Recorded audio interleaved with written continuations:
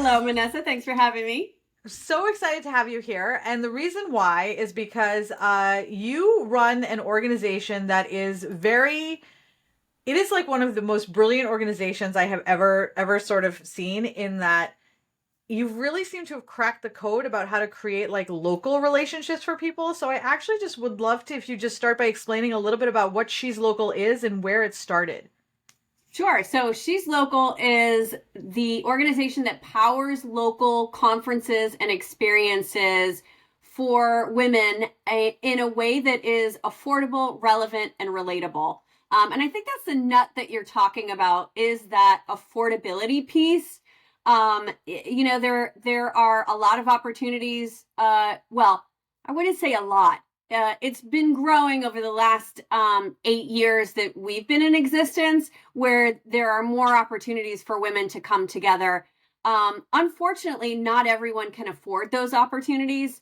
And that's really the space and the place where we show up and make sure that women have this opportunity that can fit into their budget. We keep it at $52 to attend a full day conference, but it is it is our joy to be able to do so much more than just a full day conference. The connections that women make last over the course of the year. And then women come together once again to celebrate each other and learn from each other.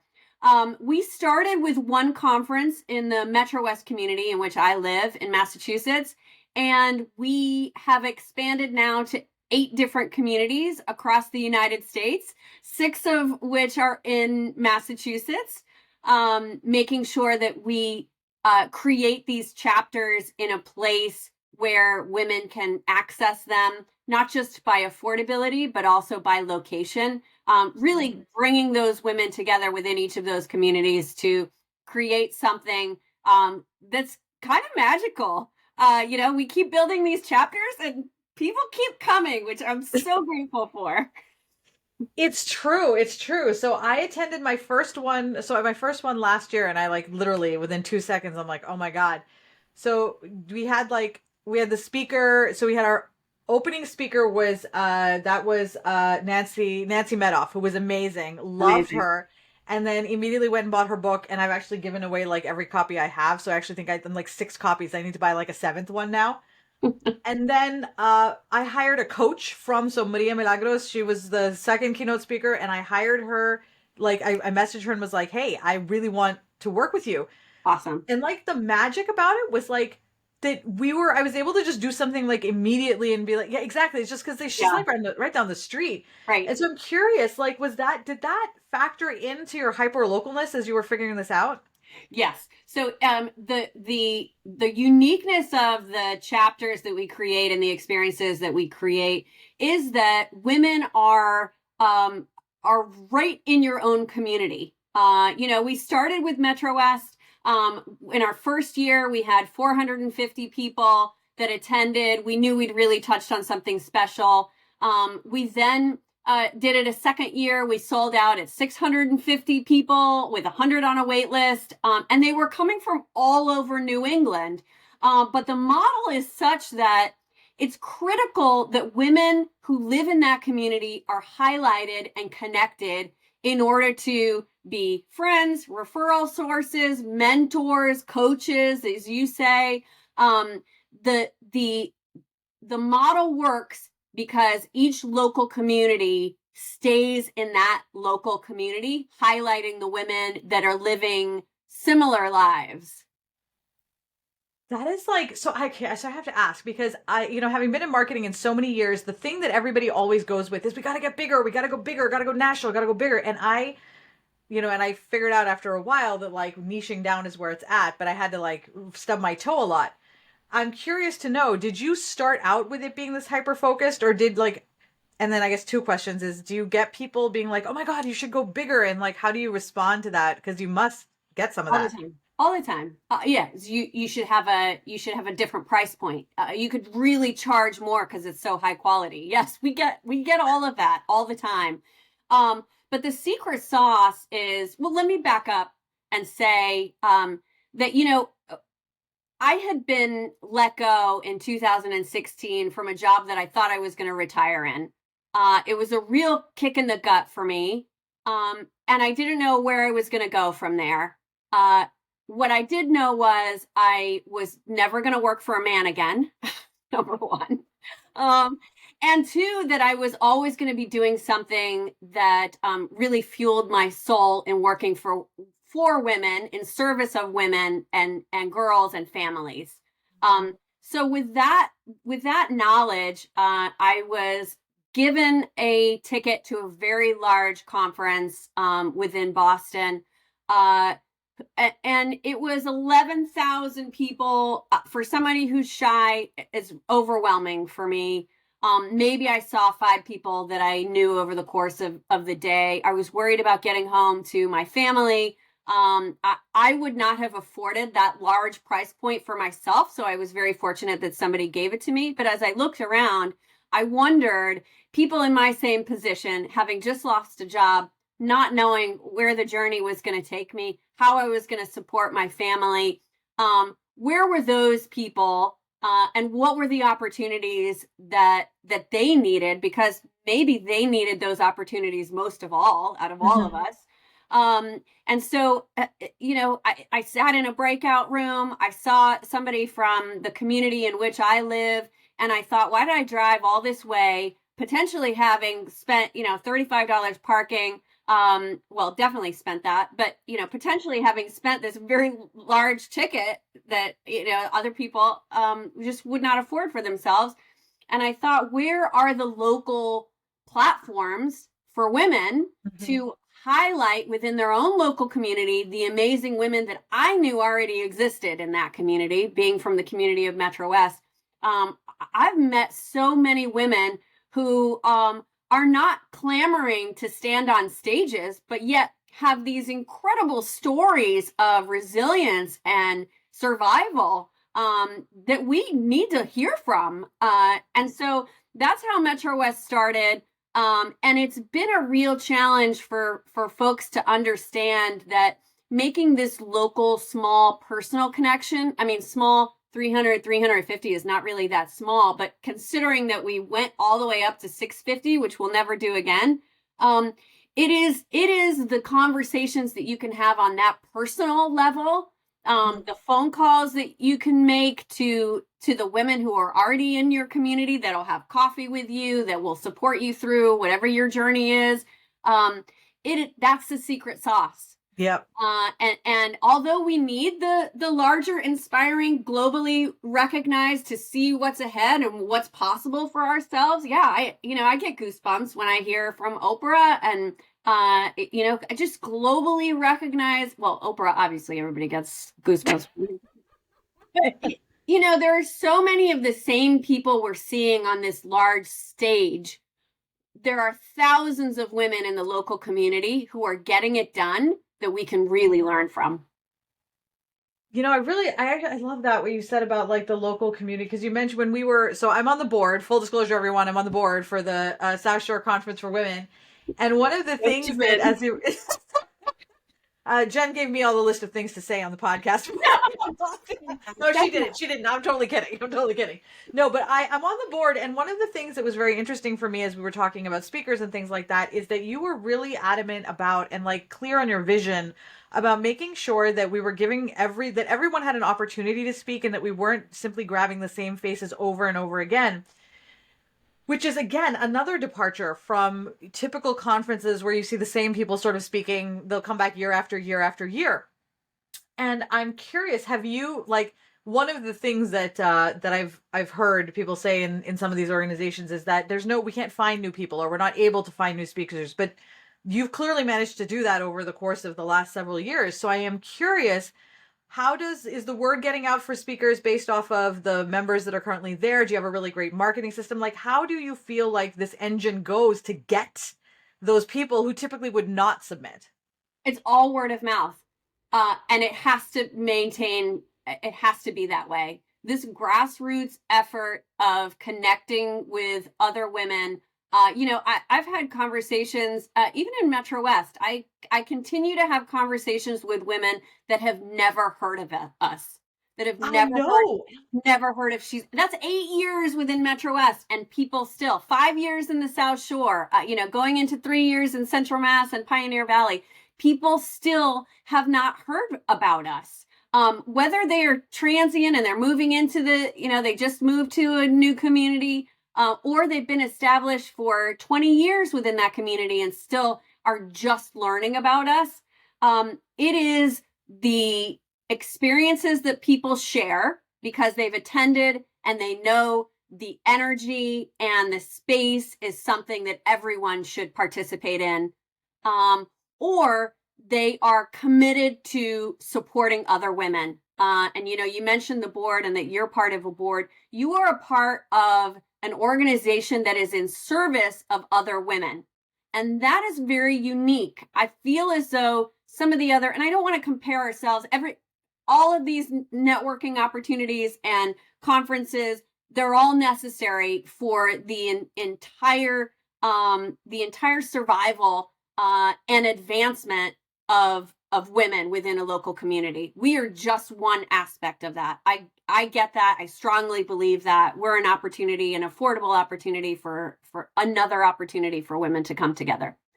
But what is really critical is that we know we're in service to others rather than in service to ourselves or a machine that is trying to get money from women. That's not our point. And it's a very strong distinction between us and those that are trying to survive on the backs of women's success. That is not us. And that's what makes us different. I was actually just talking to somebody about that, about people who succeed on the backs of other people, and I went on a whole thing on that one.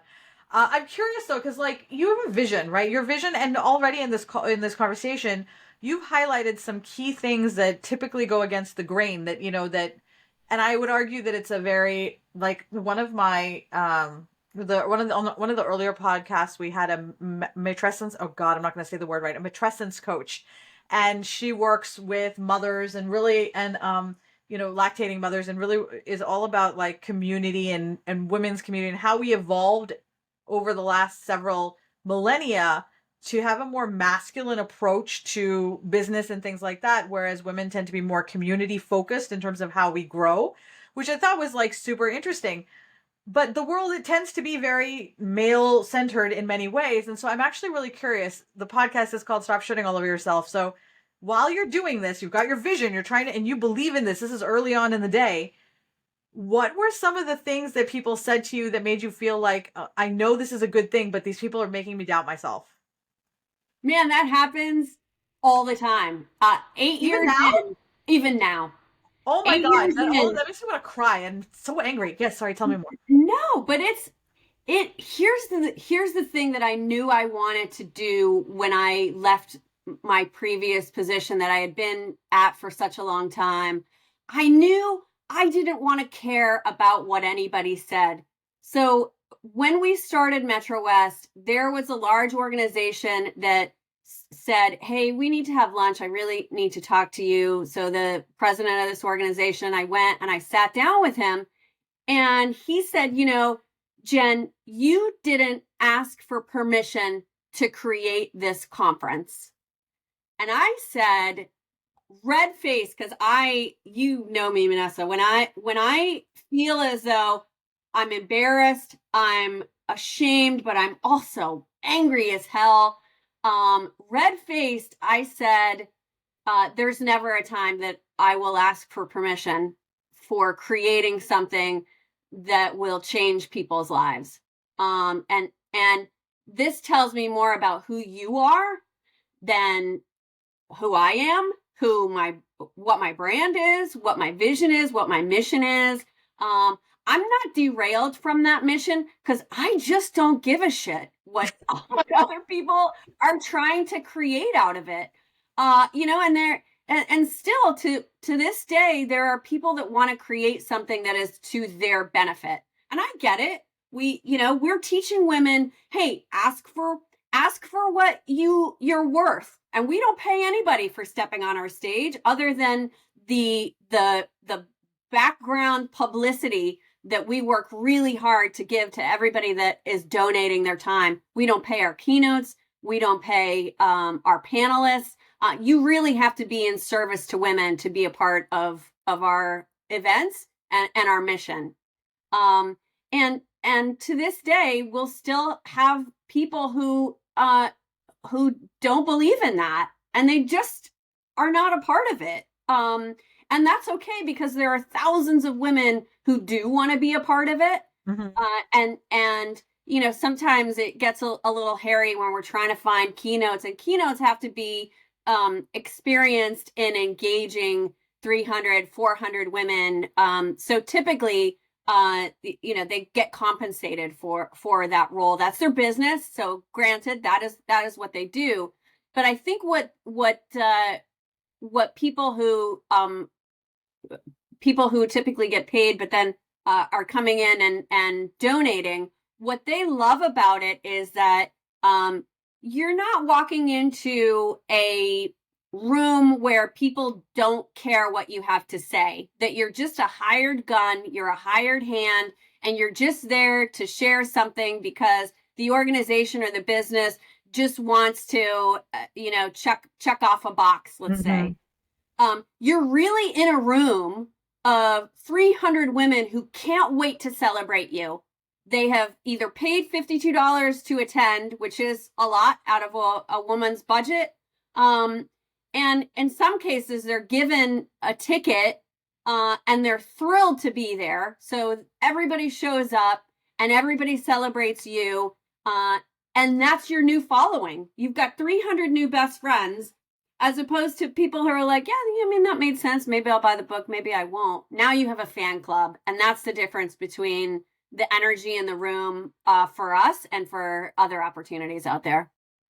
I love that. Now you have a fan club. You know, it's like, and it's true, because I'll tell you, I was on the panel last year and people recognize me in town now, and, you know, and over time, because my next phase of life is going to be more speaking, right? And so it's like, all right, I'm going to get to know people because I want to be hyper local. And that's one of the reasons why last year I ostensibly went to the South Shore conference. But what ended up happening was I think I like crazy stalked Jen and was like, not you, Jen, the other Jen, to be like, you actually introduced me to Jen. I'm like, where's Jen? Where's Jen? I want to be a part of this. That's awesome. I'm curious though, because I gotta say, you're like so organized. So I just have to tell anyone who's listening, she's so organized. I don't know if it's like you're only organized like. That's not true. Okay, well, you appear. I'm glad it appears that way. So I'm actually curious. So one of the things that I respect a lot about how the organization is run is that you have a consistent pattern that you rinse and repeat, rinse and repeat, rinse and repeat. And I noticed that earlier on, and I had some, like, I was like, oh, I'll suggest this, I'll suggest that. And then as I started to watch you do it, I realized that the reason why you can do it this way is because there's very little variation in terms of the structure within each individual space, even though the people might be different in the topics. And the reason why I'm bringing this up is because I think you've made something very duplicatable, right? And so as this has grown, how involved are you as it starts to grow? Like, do you have people who help you out, like, and like kind of help run the other ones? Like, do you sleep? That's two different questions. So I don't sleep. I think I'm going into perimenopause, and I'm up. I'll read, and that'll put me to sleep, or I'll just sit there thinking about what I should be doing for the next day. So I'm hoping that won't last forever, but I'm okay with it because I got a lot of shit to do. But you know, in working in corporate environments, in working in nonprofit environments for as long as I have, I know that once you step out and release the most important aspects of your business, the business then loses sight of its mission, and it gets a little, it gets diluted. So do I have help? The rest of the board in the South Shore, I've got, you know, between 15 and 20 women in each of the different chapters where we're serving local women.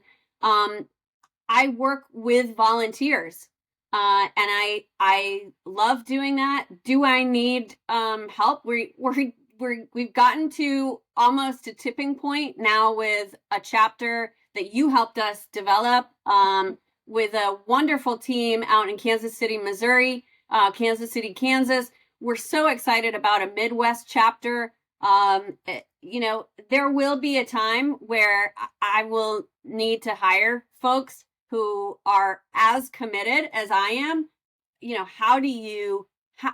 That's what I'm learning now. How do you let go, and how do you ensure that somebody believes as strongly as you do, and as committed as you do to the work that you have given your life to? I'm at that precipice. I think you're not alone. A lot of my listeners are small business owners or have gone off on their own to do something, and we run upon that same thing where you get to a point where in order for you to scale up, you need to have more people to do it. But if you do that, then you really run the risk of your brand now being out of your control. Like how do you navigate that space? Yep. Wow, I wish I had some words of wisdom for you on that one, but I think, I think for me, what I ended up doing was I ended up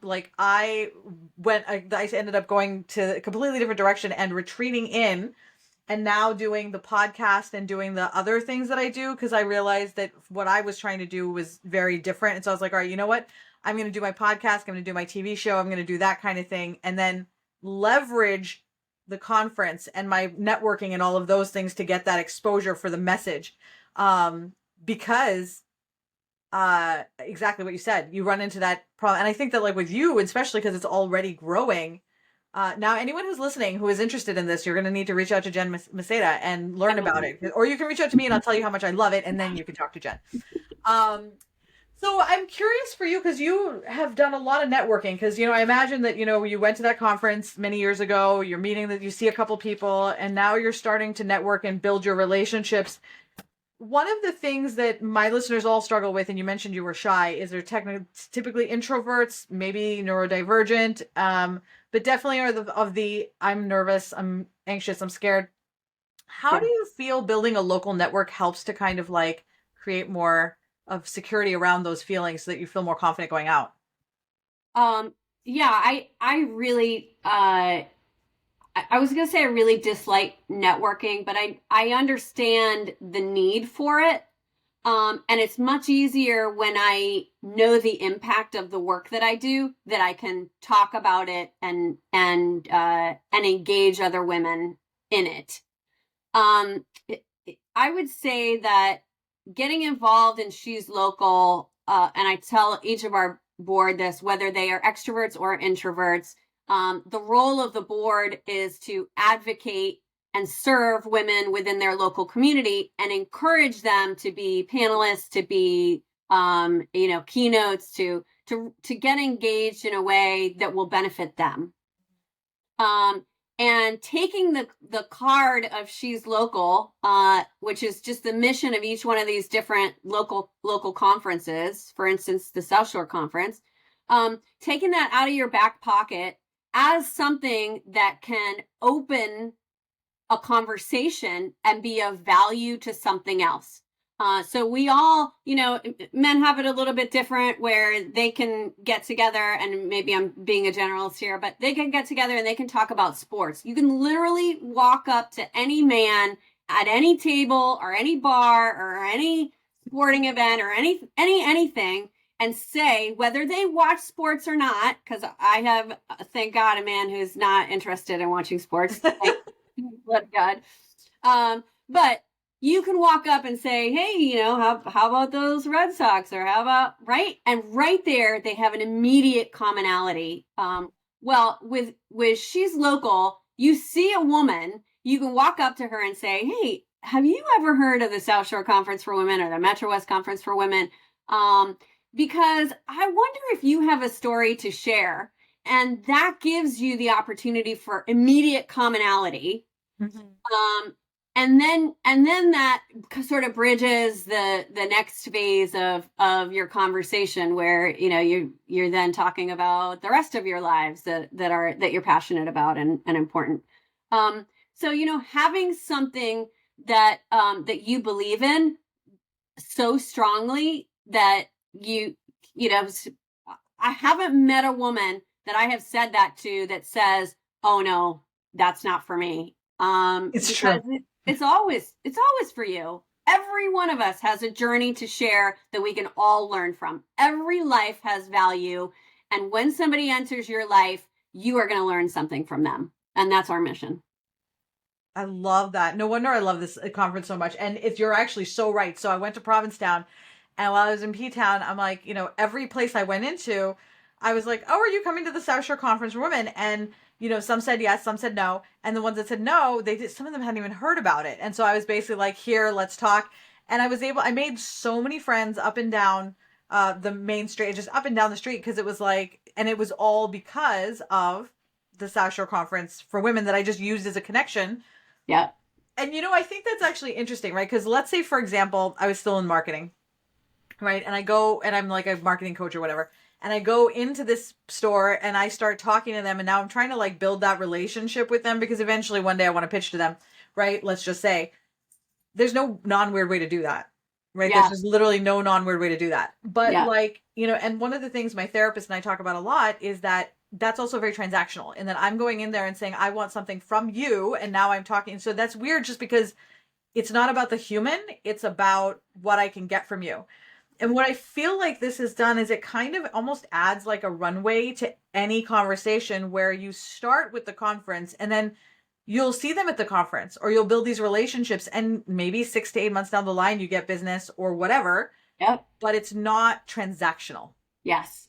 Yes, absolutely. You hit it. You hit the nail on the head. Absolutely. It's more of a how can I be in service to you, which I think really disorients people because they're so used to, truly people are, oh my gosh, this is amazing. You're really trying to do something that's helpful for me in the long run, helping the audience that will be attending because they'll hear that story. Yeah. But essentially, we've created it as a gift of an opportunity to because being in service gives you more in the long run than not doing so and having that transactional relationship. Yeah. So with all the things that you do, right? Because you do a lot, and you're busy as hell. How do you take care of yourself? Like, how do you make sure you have time for yourself? Do you make time to take care of yourself? Or, and no, this isn't me mothering you. I'm just actually curious I because know. like, so tell me more. Yeah. Yeah. I have forgiven myself not being great at a lot of things. Mm. Whether it's being on time to pick up my kids after school or at their activities, or whether it's showing up to date night in a way that I'm really present and not distracted. I'm okay with some weeks not taking as great care of myself. And I think that's really the balance, because I don't balance life well, but I balance the forgiveness of missing things or missing opportunities well, which for me is the best way that I can work. Because I'm pretty hard on myself. For just me, I go 3 times a week to Zumba. I love to dance. So I do a virtual class. So I just go down to my basement, I jump online, do the virtual class. It kicks my butt. I dance it out, and then I move on with the rest of my day. That I schedule in every Monday, Wednesday, and Thursday to get that done. That's critical. I can feel it in my body. When I don't do that, I can feel it in my mental state. The rest of it, I just have to be present for my family is my number one priority. And then, being present for the women that I serve is second to that. And I'm not moving as fast as some chapters maybe would want, or some locations maybe would want. But moving slowly and purposefully and rechecking whether my family's okay or whether I'm okay, is just part of throwing things around and hoping that it'll balance themselves sometimes. I love what you said about going slowly, because I think that like that's another really very unhealthy message that we get a lot, just in anyone who's running anything. Doesn't matter what you're doing. Do it fast, do it quick, hurry up, hustle. It's like it's Right. exhausting. And I'm actually really curious about this, because breaking myself of that addiction was very, very hard to like constantly be doing. Have you always been measured, or did you have to like, did you just have a aha moment where you started to deliberately be more intentional? Um, yeah, I would say multiple things probably happened to say that I needed to stop comparing myself to others. I actually don't go on social media as much as I probably should for my business because I get into that cycle of, oh man, she just did a talk out in Timbuktu, and why aren't I doing more of those kinds of things? Or she just traveled with her family to Spain. Why aren't I doing more of those things? I mean, it's constant and it's fast, and the quantity of it is really overwhelming. The amount of things people are showing you that they're doing. You don't know the backstory, but essentially it looks like everything in their life is going so fantastic. And you begin to say, or at least I do, that why aren't I doing more? Why aren't I showing up more? Why aren't I doing more for my family or for my business? And it gets you nowhere. It gets you in a place where then you can't do anything for them because you're so distraught over not being great that it begins to distract you from who you really should be, and the time that you really should be spending, and the time that you can allot to the things that are important to you. I think COVID really, the experience of COVID and having to shut things down again for a shy person, only having to get on Zoom was a dream. Me too. I was like, man, COVID was the best for me. I didn't have to leave the house. Yeah, no, truly. And during COVID, my dad was sick. He was up here in Boston, could not visit him within the hospital setting. So there's a lot of tragedies to COVID. But it definitely reflected to me what it was that I really wanted to do, what I was going to accept in my days, and what I was no longer going to accept and just not accept in the days that followed, because you never know. Life is short, and I think age presents itself with a I just don't give a shit attitude. I'm hoping that I just crossed into 51 now, and man, I'm hoping that when I get into my 60s, I'll be even more like, oh, just just go about your business. Couldn't care less. I'll stop shaving. I already did. I hit 40 something and I was like, yep, I'm done. So I'm 47. I stopped shaving my legs. Like the only times I Yeah. ever actually showed my legs are when they start to poke, and I'm like, okay, this is really uncomfortable. But like, Me my too. wife's like, hey, that's pokey. I'm like, I don't care. And don't touch It's my great. leg. I can't 50. I'm like, am I gonna care even less when I'm 50? And I'm like, oh my God, how little am I gonna care when I'm 60? I feel like I understand my grandmother so much more Yes. now. I'm just like, now I know. You just didn't care. You're just like, I don't give a Just shit. don't care. Just doesn't matter. I think that what I'm finding is that we're getting younger and younger as we start to care less and less, right? So like, Yeah.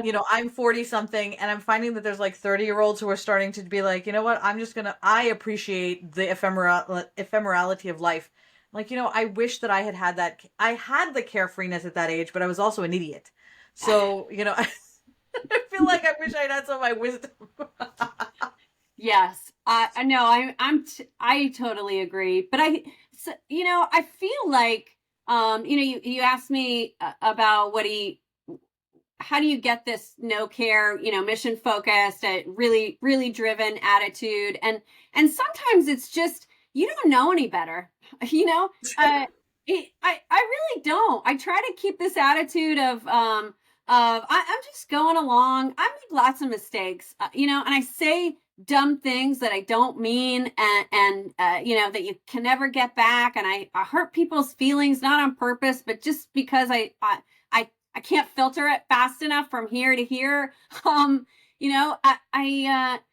really feel like having that sense of I'm not sure. I'm just gonna try it, and if it works, yeah, so be it. Somebody can tell me that I shouldn't be doing it, but why not just do it and take your time to do it, and have that childlike approach of let's just see, because maybe it'll work. Maybe it'll be great. That I Maybe. love that childlike, right? I feel like I was talking to someone the other day and I was saying I feel like my childlike imagination was just burnt out of me in my Yeah. childhood.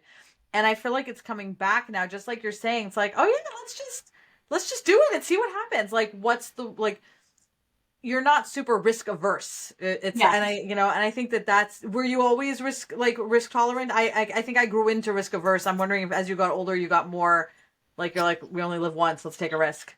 Yeah, I'm not to the point where I would like to be, especially in business. Taking risks on collaborations is, I always want to hold the work that we do here, because if I let pieces of it go, is that going to ruin it in some way, or is somebody going to take something from us that we can't get back, or so in that respect, I don't think that I am so carefree. Mhm. But I've always had this childlike sense of joy, even through some really tough, terrible choices that I made in my life. I still always felt like everything was eventually going to be okay, and it might just be because I've got ADHD and I just can't remember what happened the Me next too. day. It's so much easier when you just don't remember. You're like, oh yeah, okay. I know. But I will say for your audience, I want to be very clear that I'm extremely lucky to be able to have that who gives a fuck attitude. Mhm. I know how lucky I am. I do this as volunteer work. I've worked hard in my life to save money and support our family. I'm now working hard to prove a worth, um, without that financial gain. And I'm very fortunate that I'm able to do that and to give so much to an organization that I believe so strongly in. Not everyone can do that, and I get that. And I want to be Yeah. super clear that people need to be focused on survival and supporting their families. But try to remember that a mission focused job and a mission focused priority feeds your soul. And I strongly believe that money follows that. I strongly believe that. Dude, you and I are like so freaking aligned because that is the reason why I shut down my business was because I realized I didn't want to charge people for that particular skill set anymore. And I wanted to make my money doing my research administration stuff, which is great and totally fine, and speaking. So those are the two ways I wanted to do it.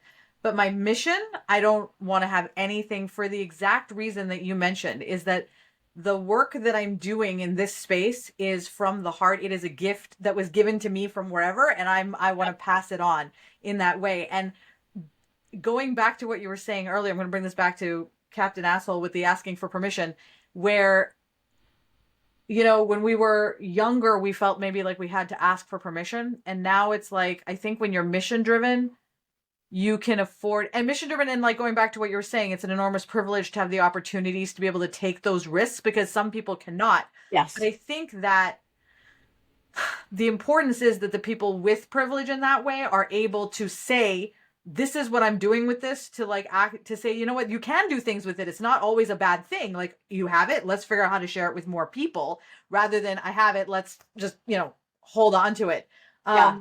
So like you got to create something so incredible because you never asked for permission. You're like, why do I have to ask you for permission? But I think there is this prevailing belief that to do something bold, if you were of a certain archetype, you need permission. So I'm actually just curious to know, who is it, just out of curiosity, who were you supposed to get permission from to do that? Or like, who was the authority figure that he had in mind? Well, who did he think he was? No, I mean, not in a like, who do you think you are kind of way, but because if I were a man who had created this opportunity for other men, do you think someone would have invited them to lunch and said, you didn't ask me permission for starting your business? That would never happen. Oh my God, no. That would never happen to a man. And you know what is something that really moves me is anger. I am constantly fueled and motivated by saying, that's not right. This is an injustice, and I'm going to do something about it. I was let go at the age of 45, which puts you at a protected level within Massachusetts, of being let go from an organization. But that didn't protect me. And then I started thinking, I had spent so many hours of the week of my life focused on this particular organization. And what did it get me? Well, it lost me a network of support because I was working all the time. I didn't have, the luxury of building outside support. It was really all connected to that position. It lost me time with my family, my kids as babies growing up into toddlers, and walking, and it lost me time in seeing all of that happen. It lost me the strength of a relationship, building a relationship with my husband and making sure that we made it through those years of toddlerhood and beginning our lives together. It lost me so much that I then created She's Local. But it got me so flippin' mad that I was like, I'm going to make sure that there is an opportunity for other women to learn and to be transparent about their journeys so that we all don't fall into that same trap, get taken advantage of, and don't know what resources and opportunities are available. Let's create something so that nobody needs to be in that position where they are told that they need to ask for permission, because it's a new day. We no longer ask for it. We just go for it. Dude, fucking mic drop. We're ending with that. That is where we're at. That is like so freaking good. I'm gonna like pull that out and put it all over LinkedIn. That is so good. Okay. Chills, FYI. Okay, so Jen, before we wrap up, I wanted to, I know that there's going to be people who are listening who are like, oh my God, how do I start a She's Local? Where do I find She's Local? Tell our listeners, where do they find you and how do they get in touch? Yeah, go to our website, www.sheslocal.org. Find us on LinkedIn, Instagram, Facebook. Shoot us a message. You're not sending a message to a robot or to somebody outside of our organization. You are literally sending a message to me. Let me know if you're excited about taking us to another part of the United States or the world. We are ready to go and ready to serve. Oh, rock on, guys. Look it up. It's the greatest thing I ever did. I'm so excited. Thank you so much, Jen, for your time today. Thank you. Thanks for having me.